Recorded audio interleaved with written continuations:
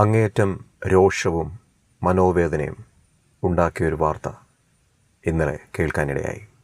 വാഹനത്തിന് fitness certificate ലഭിക്കാത്തതിൽ മനം നൊന്ത് ഒരു ഓട്ടോ ഡ്രൈവർ ആത്മഹത്യ ചെയ്ത വാർത്ത.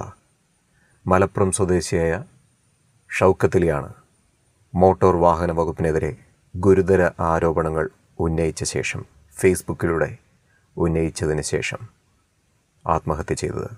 ആ ഫേസ്ബുക്ക് പോസ്റ്റിൻ്റെ പൂർണ്ണരൂപം ഒന്ന് വായിച്ചു നോക്കാം. എൻ്റെ മരണത്തിൻ്റെ ഏക ഉത്തരവാദി കേരളത്തിലെ മോട്ടോർ വാഹന വകുപ്പ് മാത്രമാണ്.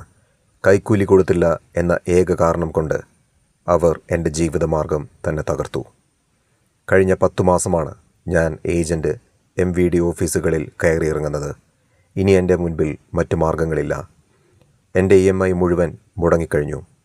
ക്രെഡിറ്റ് സ്കോർ 820 നിന്ന് 600 താഴ്ന്നു.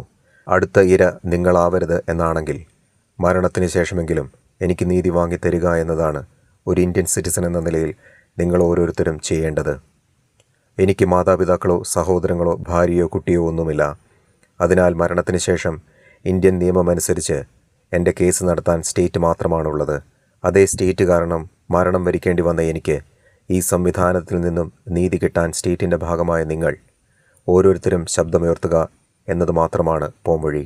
ഒരുപക്ഷെ സർക്കാരിലെ ഉന്നതരെയോ കോടതിയെയോ സമീപിച്ചിരുന്നുവെങ്കിൽ എനിക്ക് ആവശ്യമുള്ള രേഖകൾ സംഘടിപ്പിക്കുവാൻ സാധിക്കുമായിരുന്നു. പക്ഷേ അതൊരിക്കലും സിസ്റ്റത്തെ തിരുത്തുവാനുള്ള കാരണമായി മാറില്ല. ഏതെങ്കിലും രേഖയ്ക്കു വേണ്ടി എല്ലാവരും കോടതി കയറിയിറങ്ങുക എന്നത് അത്ര എളുപ്പമുള്ള പരിഹാരമല്ലല്ലോ. അതിനാൽ തന്നെ സിസ്റ്റത്തോടുള്ള പ്രതിഷേധം കൂടിയാണ് എൻ്റെ ആത്മഹൂതി. മികച്ച ഭരണഘടനയും ജനാധിപത്യവും പ്രവർത്തനക്ഷമമായ സിസ്റ്റവും ഉള്ള നമ്മുടെ രാജ്യത്ത് കടുത്ത അഴിമതി നടക്കുന്നെങ്കിൽ അതിൻ്റെ പ്രധാന കാരണം ജനം കാര്യക്ഷമമായി ഇടപെടുന്നില്ല എന്നത് തന്നെയാണ്. അതിനാൽ ഞാൻ സ്വന്തം ജീവൻ ബലിയർപ്പിച്ചു. അഴിമതിക്കെതിരെ പോരാടാൻ നിങ്ങളോട് ആവശ്യപ്പെടുന്നു. എൻ്റെ വിഷയത്തിൽ എപ്പോഴത്തെയും പോലെ ഒരു അന്വേഷണ പ്രഹസനമാണ് നടക്കുന്നത് എങ്കിൽ അഴിമതിക്കാരായ MVD ഉദ്യോഗസ്ഥർ തീർച്ചയായും രക്ഷപ്പെടും. കാരണം അവർ ഉന്നയിക്കുന്ന വാദം എൻ്റെ വണ്ടി അൺഫിറ്റ് ആണെന്നതായിരിക്കും. ഞാൻ ചെയ്ത സ്റ്റീൽ വർക്ക് നിയമവിരുദ്ധമല്ലെന്ന് കഴിഞ്ഞ 2 തവണയും സർട്ടിഫൈ ചെയ്തതും പ്രസ്തുത MVD തന്നെയാണ്. ഇനി അങ്ങനെയല്ലെന്നും എൻ്റെ വണ്ടി അടക്കം മറ്റു വണ്ടികൾക്കും ഫിറ്റ്നസ് അനുവദിക്കുന്ന സമയത്ത് സ്റ്റീൽ വർക്ക് ഇല്ല എന്നുമുള്ള വാദങ്ങളും MVD ഉന്നയിക്കാൻ സാധ്യതയുണ്ട്. അതെല്ലാം പൊളിക്കാൻ നല്ല രീതിയിൽ അന്വേഷണം നടന്നാൽ മാത്രമേ സാധിക്കൂ. ബഹുമാനപ്പെട്ട ആഭ്യന്തരമന്ത്രിയും ഹൈക്കോടതിയും വിഷയത്തിൽ ഇടപെടണമെന്ന് അവസാന ആഗ്രഹമെന്ന നിലയിൽ പറയുന്നു. ഏജന്റ് സംവിധാനമാണ് MVD അഴിമതിയുടെ പ്രധാന കാരണം. ഇത് അവസാനിച്ചാൽ 80% അഴിമതിയും വകുപ്പിൽ അവസാനിക്കും. അതിന് എൻ്റെ ജീവൻ നൽകാൻ ഞാൻ തയ്യാറാണ്. അഴിമതി തുലയട്ടെ. ഷൗക്കത്ത് അലി M. ഇത് വായിച്ചപ്പോൾ ഞാൻ ഏറ്റവും അധികം ശ്രദ്ധിച്ച ഒരു ഭാഗമെന്ന് പറയുന്നത്, നമ്മുടെ രാജ്യത്ത് കടുത്ത അഴിമതി നടക്കുന്നെങ്കിൽ അതിൻ്റെ പ്രധാന കാരണം ജനം കാര്യക്ഷമമായി ഇടപെടുന്നില്ല എന്നത് തന്നെയാണ്. 100% സത്യമായിട്ടുള്ളൊരു കാര്യമാണത്. നമുക്കറിയാം, VD സതീശനും മറ്റു UDF നേതാക്കളും പ്രതിപക്ഷത്തായിരുന്നപ്പോൾ എന്തെല്ലാം ആരോപണങ്ങളാണ് പിണറായി സർക്കാരിനെതിരെ ഉന്നയിച്ചത്. അതുപോലെ ഊരാളുങ്കലിനെക്കുറിച്ച് VD സതീശൻ പ്രതിപക്ഷ നേതാവായിരുന്നപ്പോൾ എന്താണ് പറഞ്ഞതെന്നും നമുക്കറിയാം. CPM നേതാക്കളുടെ അഴിമതിപ്പണം കൊണ്ടുപോയി പാർക്ക് ചെയ്യുന്ന ഗോഡൗൺ എന്നാണ് VD സതീശൻ ഊരാളുങ്കലിനെക്കുറിച്ച് പറഞ്ഞത്. എന്നിട്ടും പിണറായി സർക്കാരിനെതിരെ ഉയർത്തിയ ഒരൊറ്റ ആരോപണത്തിന്മേലും ഒരു അന്വേഷണവും VD സതീശൻ സർക്കാർ പ്രഖ്യാപിച്ചിട്ടില്ല. മാത്രവുമല്ല, ഊരാളുങ്കലിനെതിരെയും ഒരു അന്വേഷണവും ഇതുവരെ പ്രഖ്യാപിച്ചിട്ടില്ല. ഒരർത്ഥത്തിൽ ഈ ആത്മഹത്യയ്ക്ക് സർക്കാരും ഉത്തരവാദിയാണ്. കാരണം ഒരു ട്രസ്റ്റ്, ഒരു വിശ്വാസം ബിൽഡ് ചെയ്തെടുക്കാൻ സർക്കാരിന് സാധിച്ചില്ല. കഴിഞ്ഞ 10 മാസമായിട്ട് ഈ ഷൗക്കത്ത് അലി അദ്ദേഹത്തിൻ്റെ ഓട്ടോയുടെ ഫിറ്റ്നസ്സിനായി MVD ഓഫീസ് കയറി ഇറങ്ങി നടക്കുകയായിരുന്നു അല്ലേ. കൈക്കൂലി കിട്ടാത്തതിൻ്റെ പേരിൽ ഓരോ മുട്ടുന്യായം പറഞ്ഞ് പുള്ളിയെ തിരിച്ചയച്ചുകൊണ്ടിരിക്കുമായിരുന്നു. ഈ 10 മാസത്തിനിടയിലാണ് സർക്കാർ മാറിയത്. കഴിഞ്ഞ 3 മാസമായിട്ട് UDF സർക്കാരാണ് ഭരിക്കുന്നത്. എന്നാൽ സർക്കാർ മാറിയിട്ടും ഉദ്യോഗസ്ഥരുടെ മനോഭാവത്തിൽ യാതൊരു മാറ്റവും സംഭവിച്ചിട്ടില്ല എന്നതിൻ്റെ തെളിവാണ് ഈ ആത്മഹത്യ.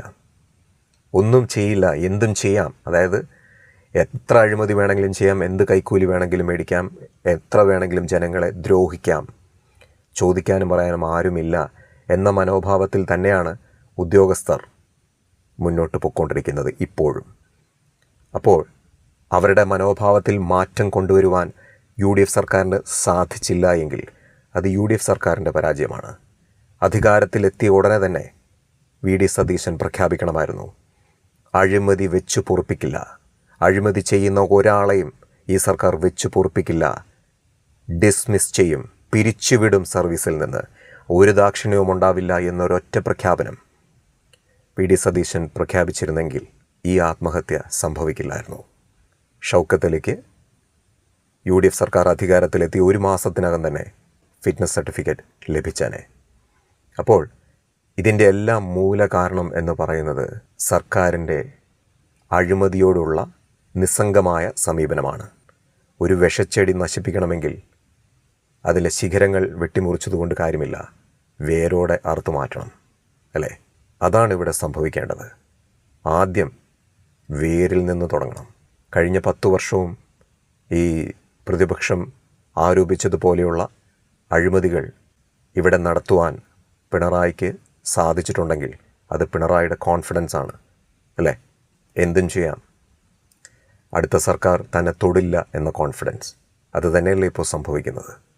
അപ്പോൾ ഒത്തുകളി രാഷ്ട്രീയം അവസാനിക്കാതെ ഈ നാട് നന്നാവില്ല. ഇനിയും സാധാരണക്കാരുടെ രക്തം ഈ മണ്ണിൽ വീഴും, ആത്മഹത്യകൾ ഇനിയും നടക്കും.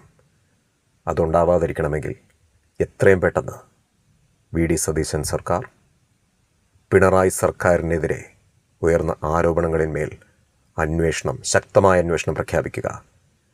ജനങ്ങളുടെ ഇടയിൽ ഒരു വിശ്വാസം സൃഷ്ടിക്കാൻ അത് വളരെയധികം ഗുണം ചെയ്യും. 100% ഉറപ്പിച്ചു പറയാൻ സാധിക്കും. അവിടെ നിന്നാണ് തുടങ്ങേണ്ടത്. ഈ ആത്മഹത്യയുടെ കാരണക്കാർ ആരാണെങ്കിലും ആത്മഹത്യാ പ്രേരണ കുറ്റം ചുമത്തി അവരെ അഴിക്കുള്ളിലാക്കുക, സർവീസിൽ നിന്നും പിരിച്ചുവിടുക.